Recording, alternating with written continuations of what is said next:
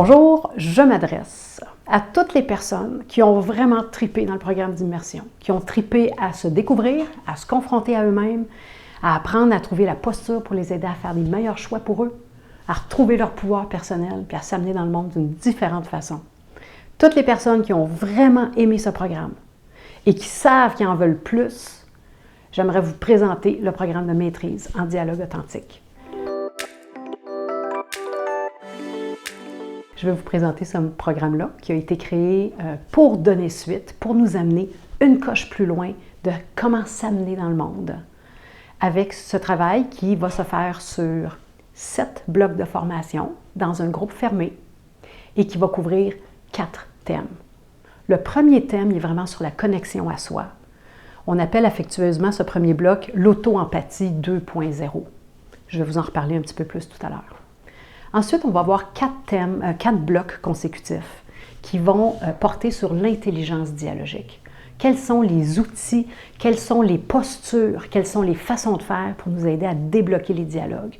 Je vais aussi vous parler de ça davantage. Ensuite, on a un bloc, donc un week-end, qui va porter sur les processus avancés. Donc, les 2 grands processus qu'on va explorer ensemble sont le jeu de rôle de réconciliation, que Marshall Rosenberg appelait le Deep Healing Role Play, et deuxièmement, le processus de médiation, qu'on n'a pas couvert dans le programme d'immersion. Et le 4e grand bloc nous invite vers l'action courageuse, entre autres avec tout un pan d'éveil, si on veut, au niveau du privilège, les structures sociales qui font en sorte que c'est très difficile, en fait, si on ne porte pas attention à ces structures-là, de vraiment être capable de voir au bien de tous, puis de considérer les besoins de tout le monde, parce qu'on ne les voit pas. Alors, on va s'initier aux notions de privilège pour faire tremplin vers l'action courageuse. Alors, je vais vous parler un petit peu plus du premier bloc, qui est l'auto-empathie 2.0. En fait, on va vraiment approfondir puis amener d'autres notions pour enrichir notre pratique d'auto-empathie. On veut être capable de développer une posture vraiment solide qui nous permet vraiment de comprendre, d'accueillir et d'honorer tout ce qui se passe à l'intérieur de nous d'une façon qui permet de ramener du mouvement dans des choses qui peuvent être figées, qui peuvent être des embûches en fait à continuer à avancer vers amener de la CNV, être des vecteurs de la conscience puis des habiletés CNV dans le monde. On veut être capable de se rapprocher de tout ce qui se passe à l'intérieur de nous.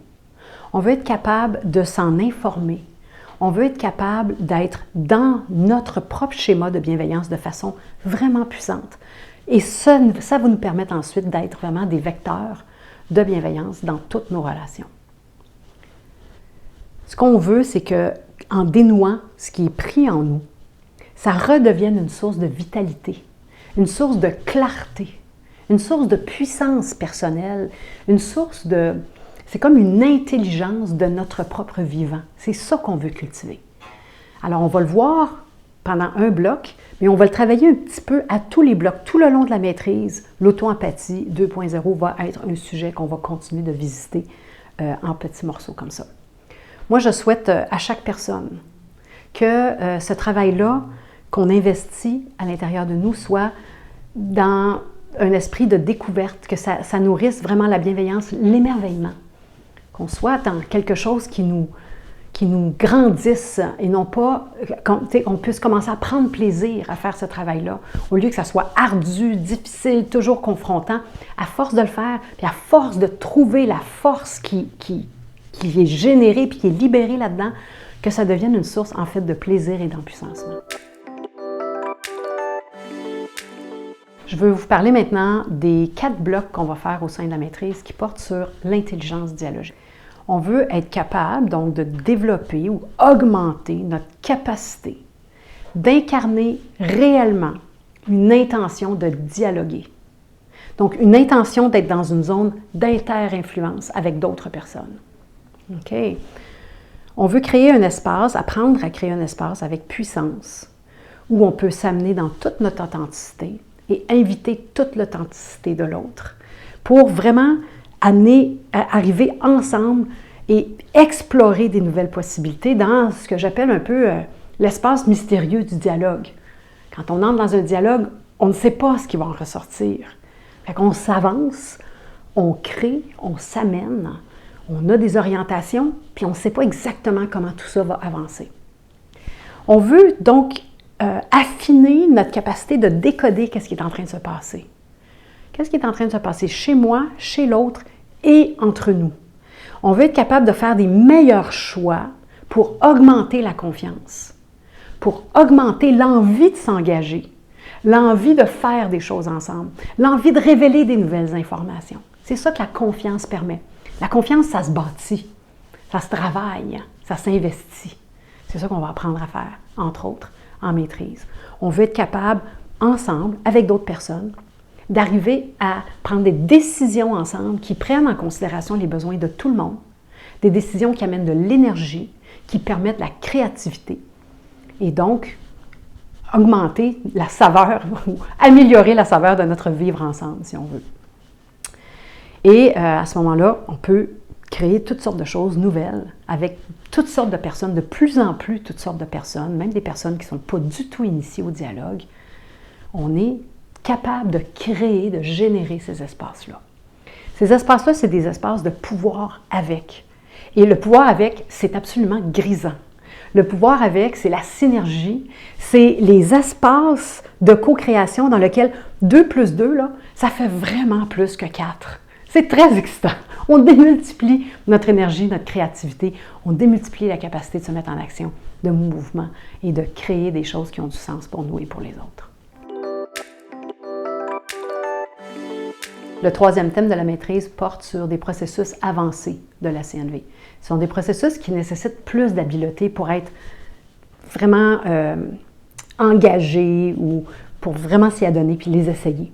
On veut avoir un peu plus de solidité dans nos processus pour être capable de jouer, donc, au jeu de rôle de réconciliation, ce que Marshall appelait les Deep Healing Role Plays, où on va jouer le rôle d'une personne qui a été vraiment difficile pour le participant ou la participante, qui a vécu quelque chose. Et on va faire un jeu de rôle qui va permettre de dénouer des histoires plus anciennes, mais qui sont restées figées, cristallisées un peu dans les systèmes des gens. Fait que ça permet d'ouvrir puis de libérer certaines choses du passé. Très puissant comme processus. Ça a toujours été un processus où tout le monde allait voir le travail de Marshall parce que c'était extrêmement libérateur, même pour les personnes qui le regardent. Deuxième chose qu'on va faire donc dans les processus avancés, ce même week-end, on va faire le processus de médiation CNV. Alors, on va voir que pour faire ce processus-là, ça nous prend des grandes habiletés très, très, très puissantes de tracker, de savoir où est-ce qu'on est rendu, processus d'interrompre, insister, ce que Marshall appelait tirer le chacal par l'oreille, être capable de faire des reflets puissants, puis de vraiment aider les gens à avoir un dialogue entre eux qui ne sont plus capables d'avoir. Alors, ce sont les 2 processus avancés qu'on va faire au week-end 6 de 7.